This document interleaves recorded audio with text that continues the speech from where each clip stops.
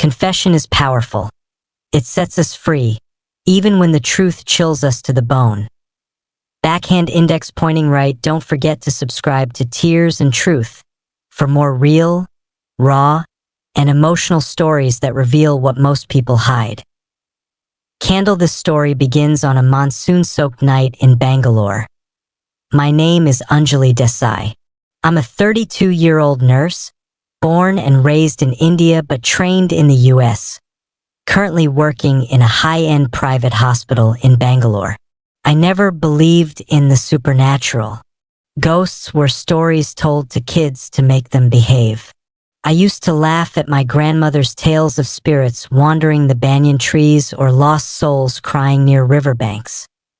But now, I don't laugh anymore. It all began one rainy night in June, when the ICU ward was running low on staff, and I was asked to do the night shift. That particular ICU had a reputation not for medical excellence but for being strange. Patients claimed to see shadows. Nurses complained of cold spots and whispered voices. But again, I was a science person. I rolled my eyes at those stories. It was around 2:13 a.m. when I first felt it. A sudden drop in temperature. The air felt dense. I was walking past bed 7. An elderly man, Mr. Kapoor, recovering from a cardiac arrest, when I noticed he was staring at the corner of the room. "Mr. Kapoor?" I said gently, approaching him. He didn't blink, didn't speak, just stared. I checked his vitals, stable. No signs of distress. "Do you see something?" I asked. Slowly, he turned to me and whispered, "The man in the corner." My heart skipped. "There's no one there, Mr. Kapoor. It's just the oxygen tank," I said.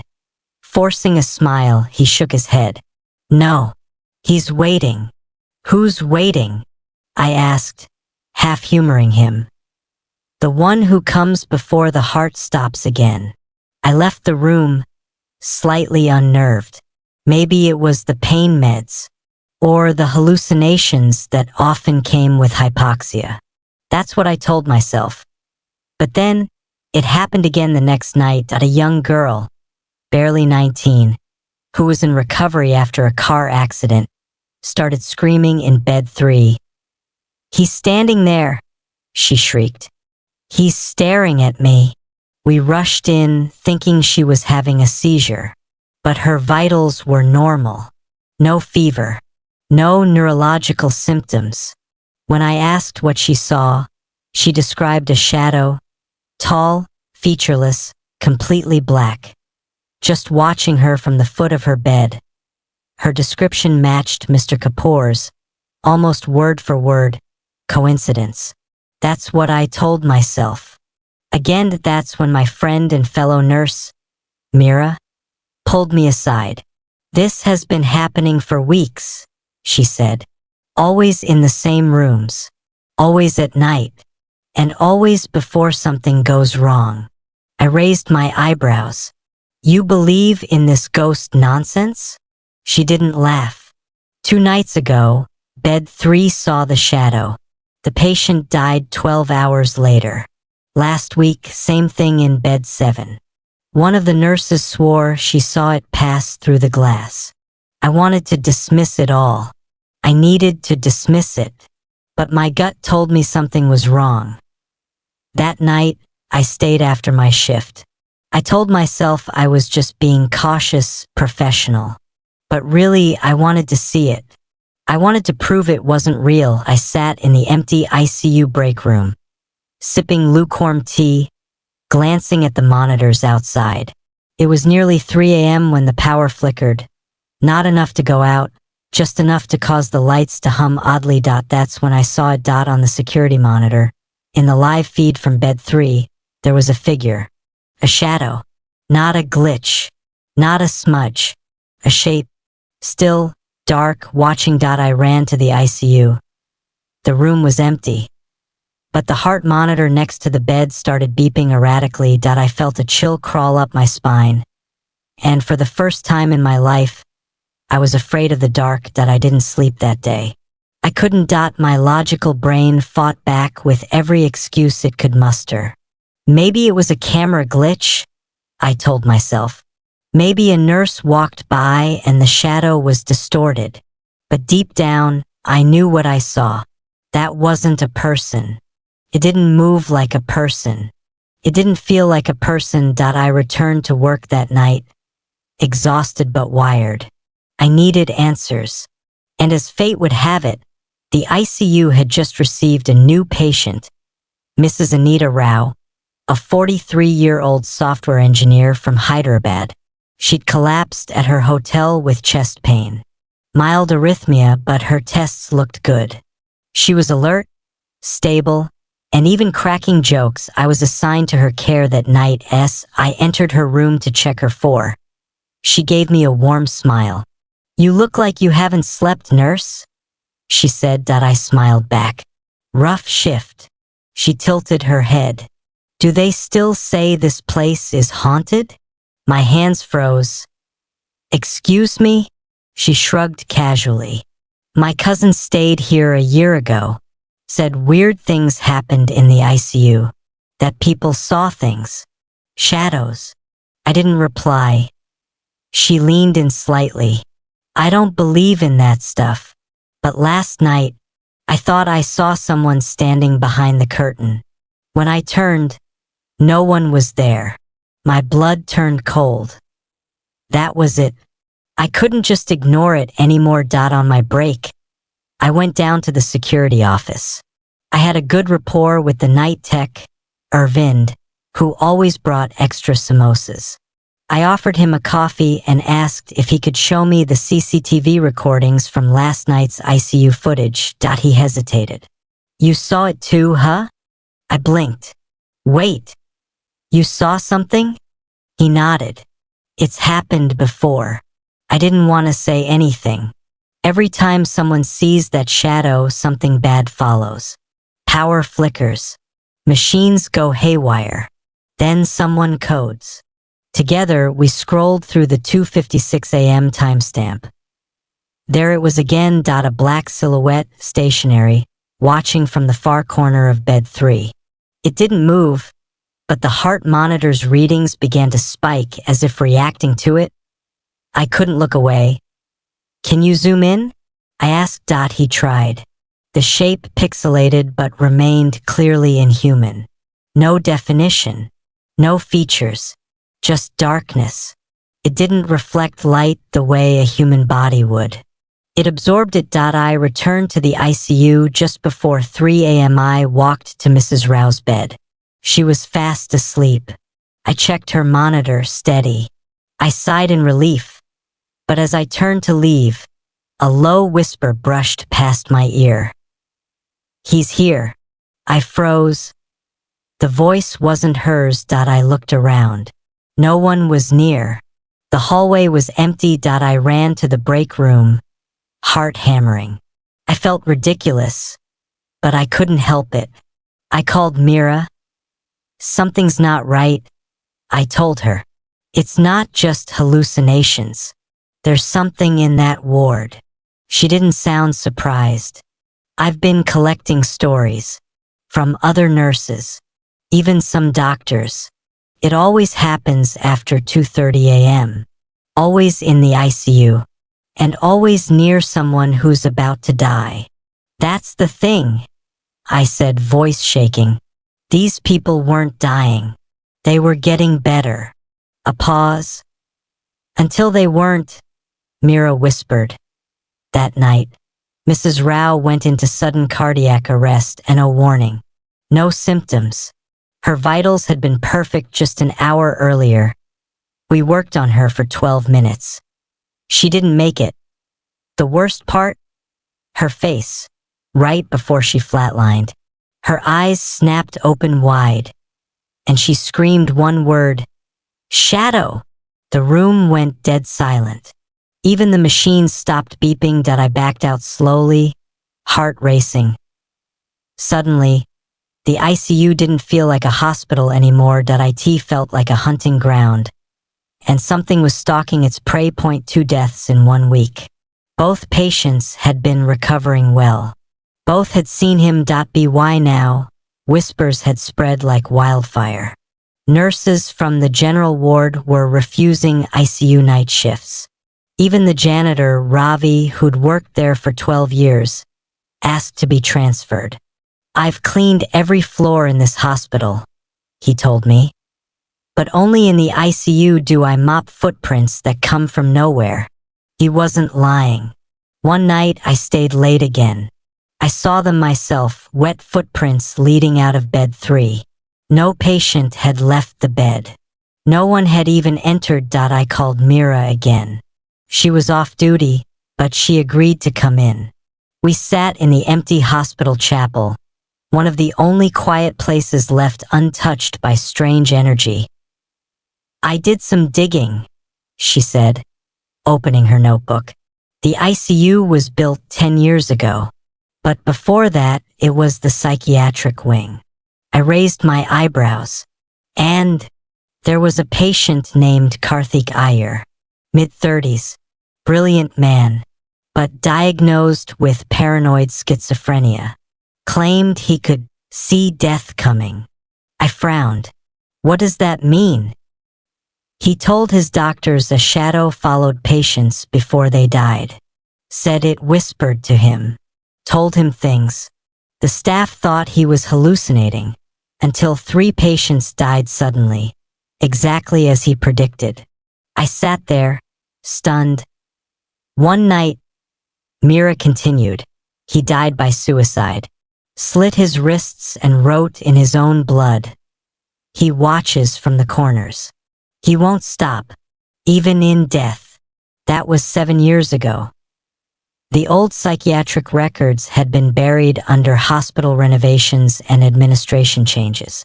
But Mira, persistent as ever, managed to find scanned reports. "His room," she added quietly, "is exactly where bed 3 is now." Goosebumps prickled across my skin.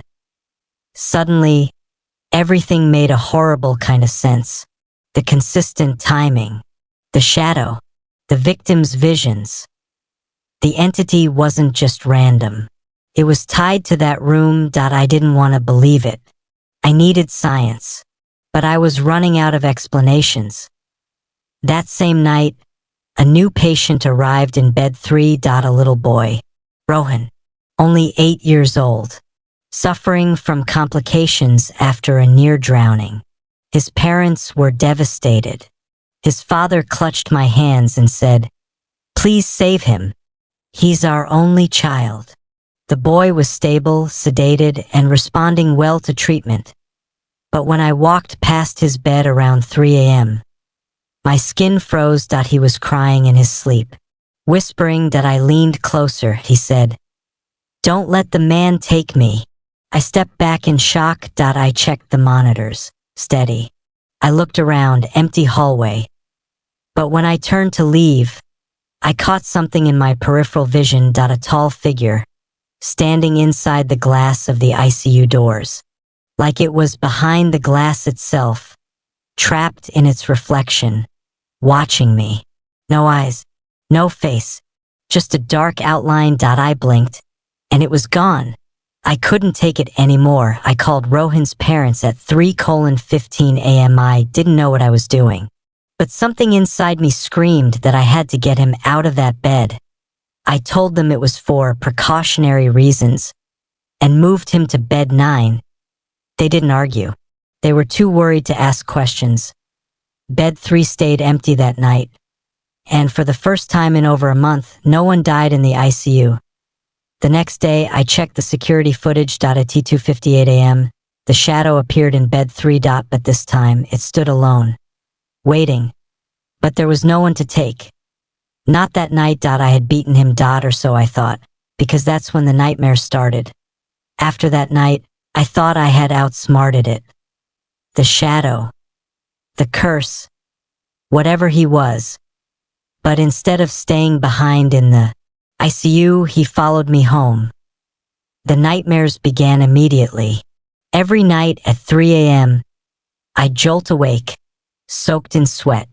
In my dreams, I was back in the ICU, but empty, silent. The machines were unplugged. The monitors showed only one word flashing in red: run. Then I'd hear it. Heavy breathing behind me, a cold wind crawling up my spine.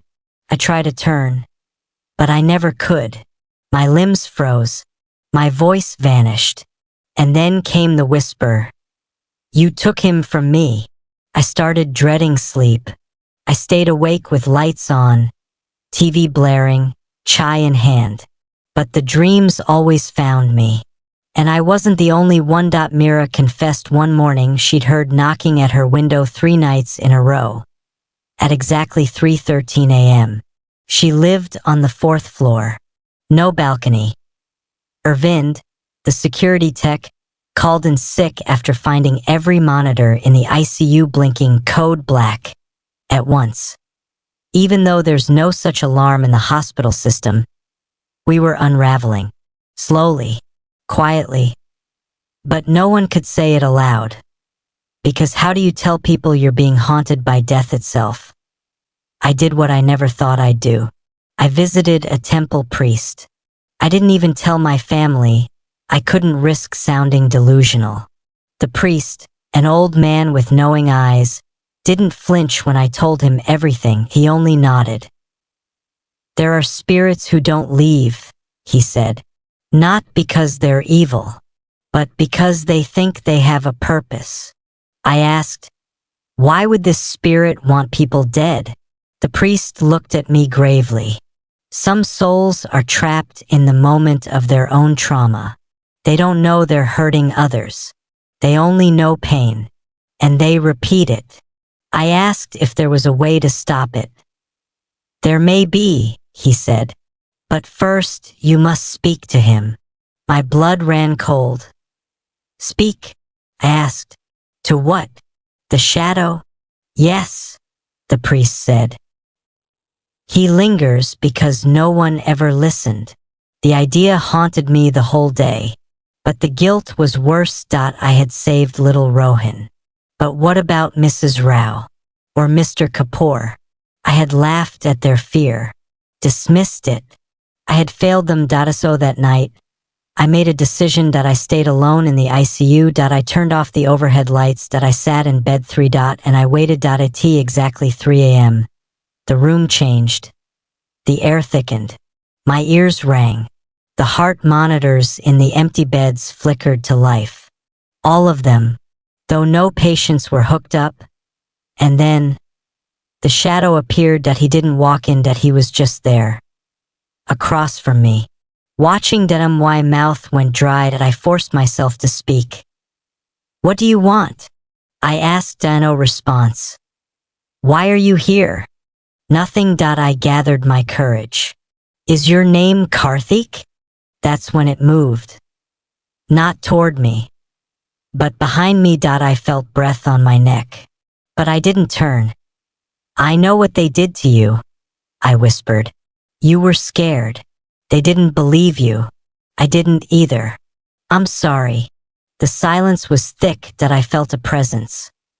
Leaning in closer, and then a whisper. "He's still here." The machines went dead. The lights shut off, and for a full minute, I sat in utter darkness, surrounded by static and the sound of heavy, shuddering breaths. When the power returned, the shadow was gone. Everything was normal, too normal as if nothing had happened. But I knew it wasn't over. Because the real horror wasn't just what I SW'd was what I now understood. He wasn't the only one. There were others.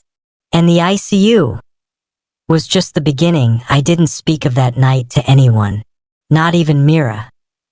Because when you finally see the truth, your mouth forgets how to form the right words. The next few days in the ICU were calm. No deaths, no flickering lights, no black silhouettes. For the first time in weeks, it felt like the ward could breathe again. But beneath that calm, I felt something deeper. An unease. A presence. Not loud, not aggressive, but watching and waiting that I was different too. It's like that one night rewired something in me. I could feel people now, their fear, their pain, their time. I began noticing tiny things, how a patient's breath subtly changed hours before their vitals dropped, how their eyes searched corners no one else paid attention to, and sometimes how they looked behind me, even when I was alone in the room. One elderly man, Mr. Gupta, recovering from a minor stroke, smiled at me while I adjusted his four. "You carry him with you now, don't you?" he said softly. I blinked. "I'm sorry. The shadow. He likes you." I stood frozen. Mr. Gupta chuckled, eyes distant. "Don't worry. He doesn't want to hurt you. He just wants someone to know he's there." That's when I realized the truth. The shadow wasn't hunting the patients, he was warning them, trying to help them cross over, or maybe pulling them across before their bodies gave out completely. I don't know. I never understood death until I met it in that form. But I started treating patients differently after that. More gently. I'd listen, even when their words made no medical sense. A woman with terminal cancer told me her late husband stood at the foot of her bed every night. Instead of correcting her, I nodded. "Tell him you love him." She died peacefully 2 days later, smiling. And that little boy, Rohan, he recovered fully. Last I heard, he was playing cricket again. But his mother told me in private. He sometimes talks to the corner of his room. He says someone visits him when he's scared. He says it's a tall man with no face who hums lullabies. I should have felt fear. Instead, I felt peace. But peace didn't last. A new intern came into the ICU. Bright, ambitious, too confident for his own good. His name was Samir. First week, he laughed off the ghost stories, called them third world hospital myths. I warned him, calmly, quietly. He smirked. "Nurse Anaya, I deal with facts, not fairy tales." 3 nights later, he locked himself in the break room, screaming. Security had to break down the door. He was curled up in a corner, muttering, "Don't let him touch me. Don't let him take my hands." He never returned to the hospital. I don't think he returned to medicine at all. After that, I began writing everything down. Every sighting, every whisper, every machine failure near bed 3. I didn't do it for the hospital. I did it for myself. Because some truths are too heavy to carry in silence. Until now. This video, this confession. It's not about scaring you, it's about validating you. If you've ever felt a chill in a place where no window was open, if you've seen a shadow pass by even though no one was there, if you've dreamed of voices that wake you at the same hour every night, you're not crazy. Some places carry echoes. Some souls never find the door to leave, and some find people like me. If you're still watching, remember this. Not every shadow means harm. Some shadows are just lost people, standing quietly in the corners, hoping someone, anyone will finally say, "I see you." Confession, they say, is the first step toward healing. Bellhop Bell, if stories like these give you chills, truth, and tears, hit that subscribe button for more from Tears and Truth. Thank you for listening.